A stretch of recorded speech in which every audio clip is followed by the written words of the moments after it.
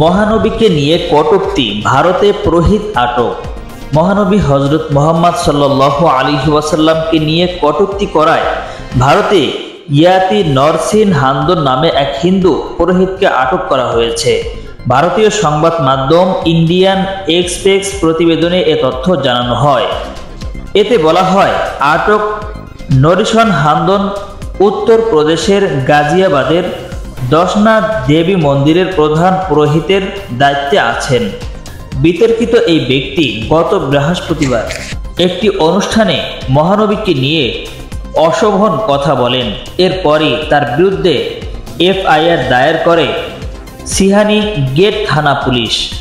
ভারতের কেন্দ্রের ক্ষমতাসীন হিন্দুত্ববাদী দল বিজেপির এমএলএ নন্দন কিশোর গুর্জার অভিযোগ করেছেন, গত শুক্রবার এই বিতর্কিত পুরোহিতের মন্দিরে হামলা চালানো হয়েছে।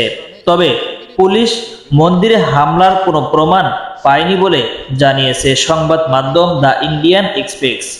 ইসলাম ও মহানবীকে নিয়ে সম্প্রতি ভারত বিভিন্ন পুরোহিত ও রাজনীতিবিদ বাজে মন্তব্য করেছেন।